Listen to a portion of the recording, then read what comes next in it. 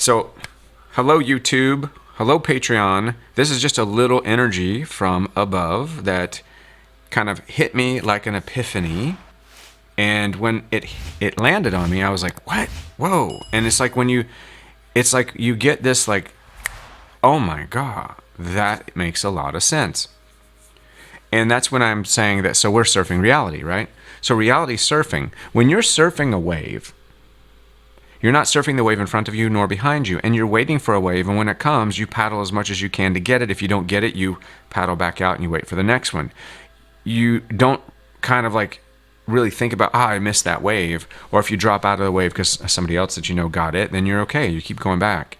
So reality is a lot like that, but yet we think so much about what we don't have or what we could get.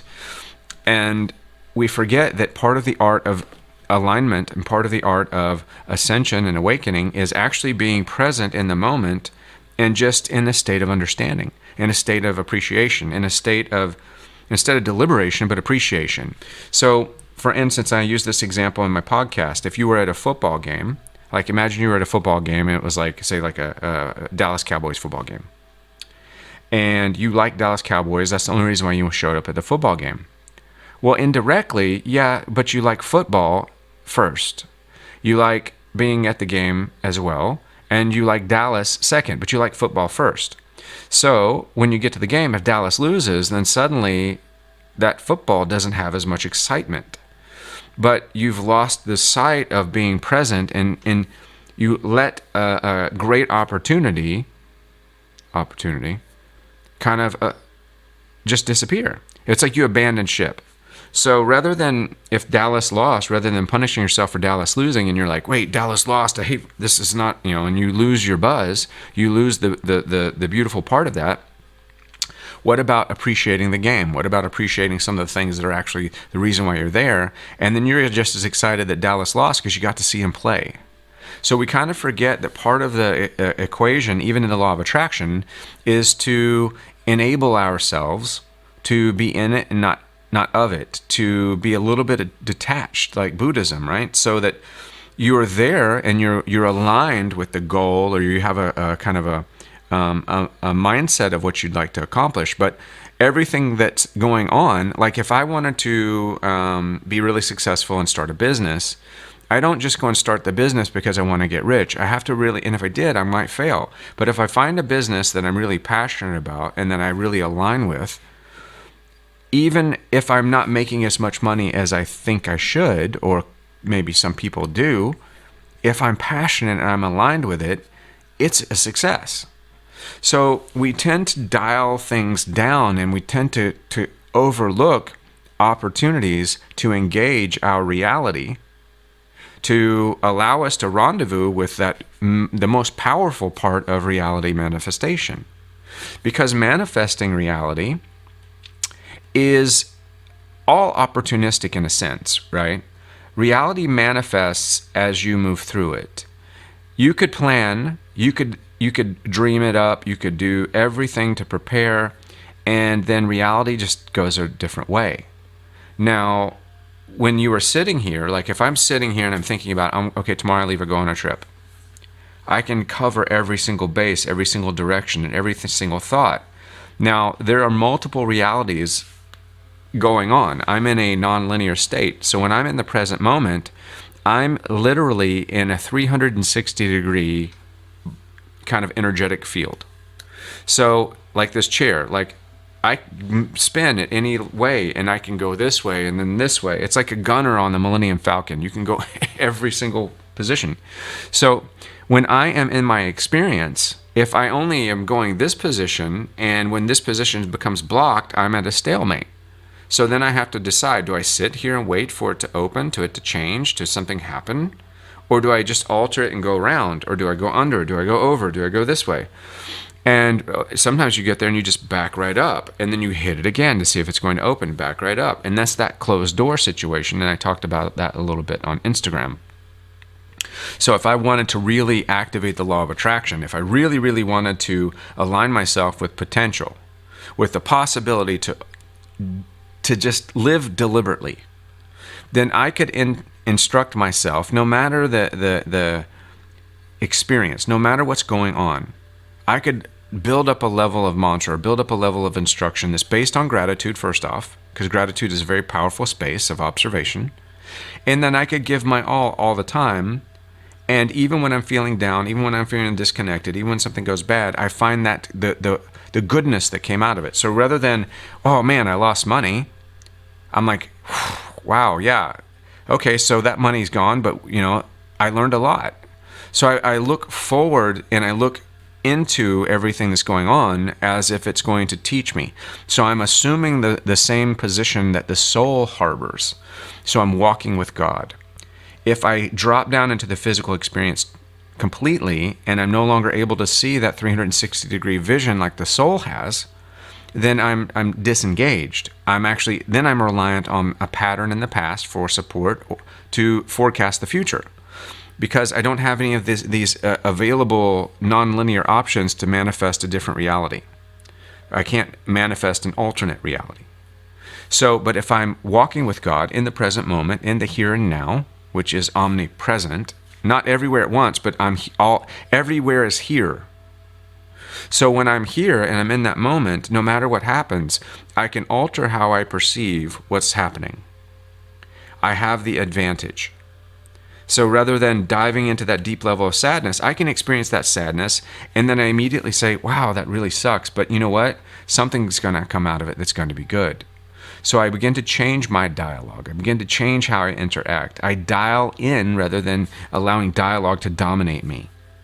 And then what happens is then I get like this with the quote I shared on Instagram. I am your mirror and you are my healing.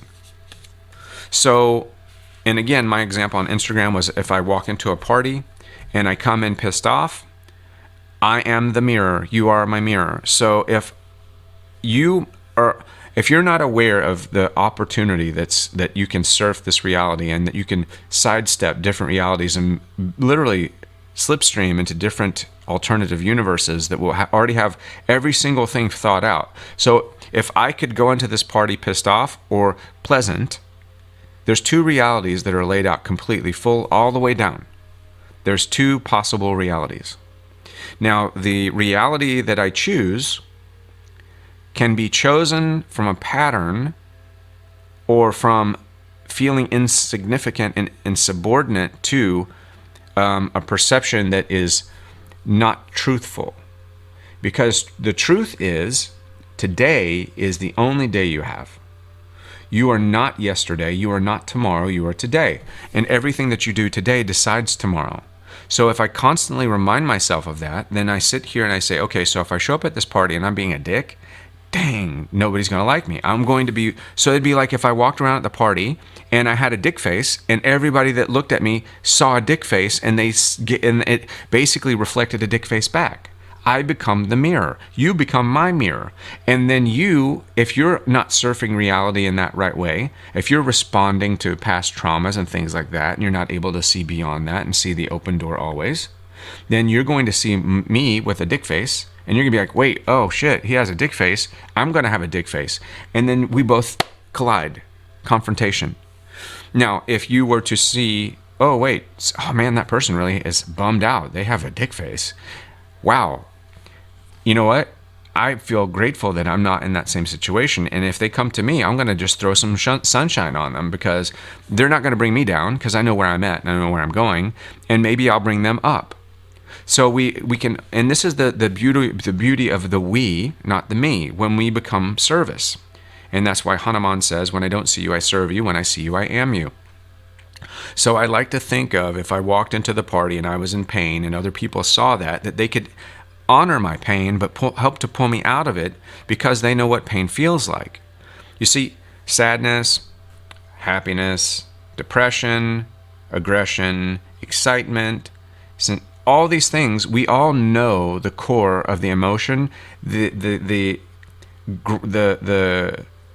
reason why you have it or the amount of what you're experiencing regulates it. But we know happiness is happiness. Sadness is sadness. When you cry, you cry. I mean, it's like when you're in pain, it's pain. There's no way to say any pain is like, wow, that my pain, you don't know what my pain feels like. No, yeah, I do. I don't know the circumstances that triggered that pain, but the pain that it triggered, I felt. And when we start seeing things from that similarity, oh, you don't know how rough my life was. You don't know what I went through. Well, what did it feel like? Well, I was depressed, frustrated, angry, sad. I felt betrayed. Well, I can tell you what, I don't know the details of what you went through, but I know every one of those emotions and I've felt them, and I can emulate, I empathize with those emotions. And it gives you a different way to identify. And because emotions really are the subtext of the energetic shift that creates the law of attraction, or being able to surf reality. And when I can align with those emotions, now I can understand you. I don't have to know the circumstance.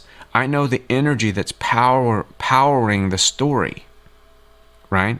Your story doesn't power the emotion. The emotion powers the story, because words only have the power that you give them. You resurrect a piece of your past with emotion. So if I'm sitting here and I'm thinking my quote, I am your mirror and you are my healing. No matter who is in front of you, you have an opportunity to heal them. You don't have to heal their wound. You don't have to change their mind. You don't have to change their belief system. All you do, the way you heal them is you show up and shine with who you really are.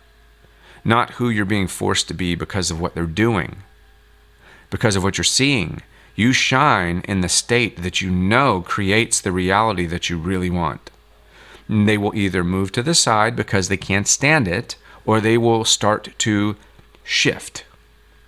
And that's why I picked In Deep Shift for the show. So once again, I am your mirror. You are my mirror.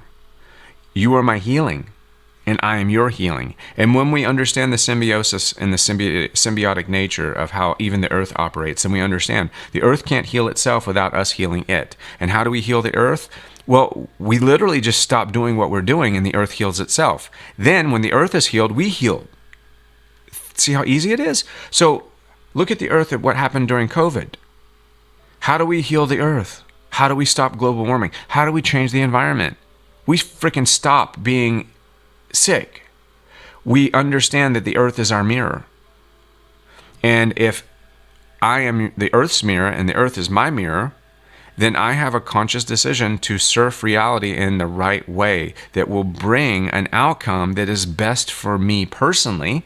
And if I'm bringing an outcome that's best for me personally, considering that my persona will be reflected in the things that I'm looking at, and that it will be vice versa, then I understand that when I don't see you, see that? When I don't see you, I serve you.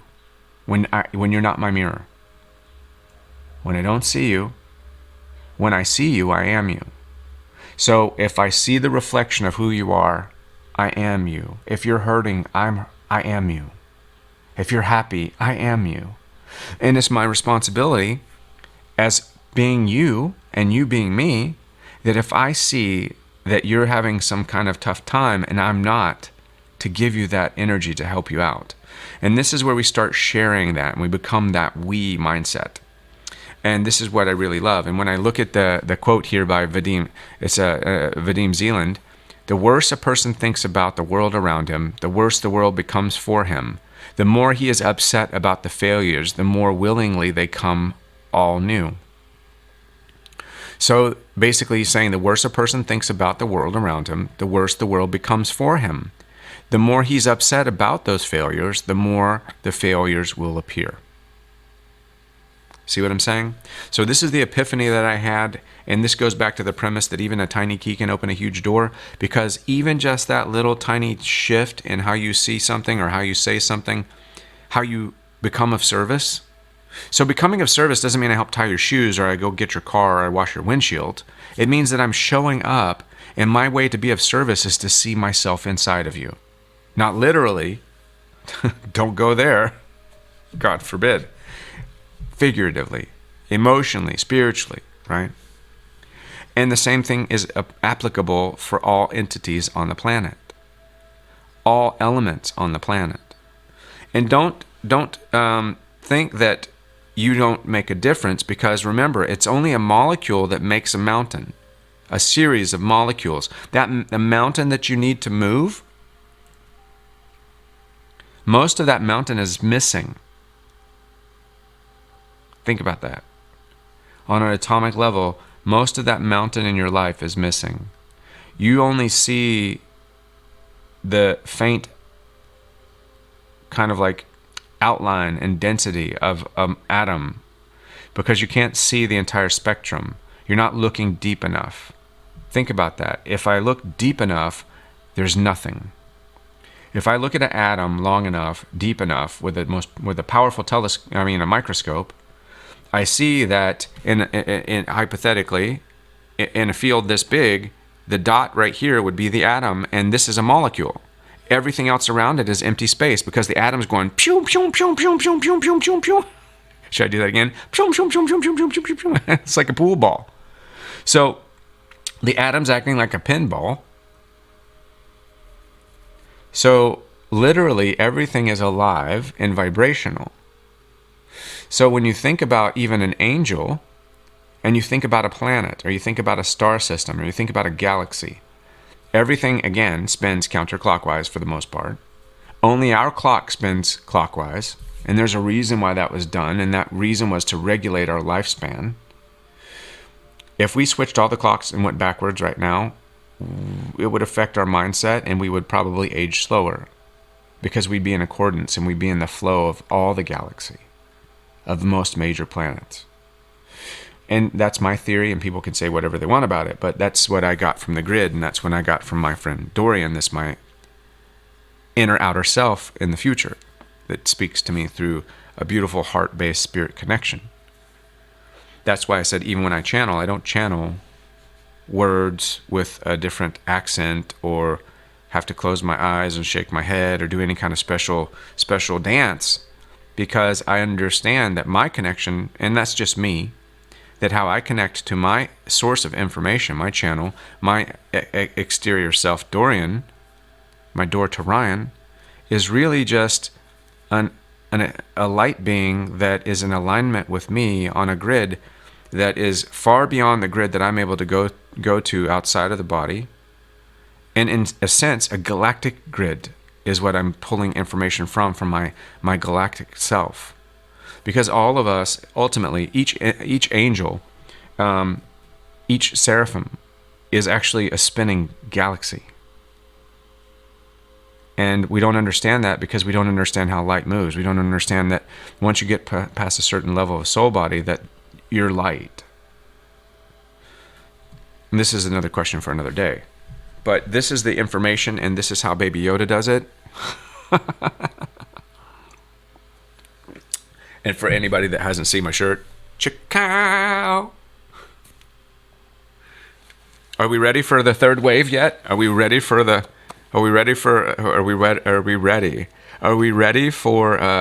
disclosure? If you check my YouTube store, we're ready. If you go to my Upbeat Buddha, I'm getting ready. I've got some great serious designs. I'm serious about this. That's a good phrase. All right, everybody. So that is the energy that's going on right now. And that's just a little thing to help you through your day. An epiphany from the esoteric world of the etheric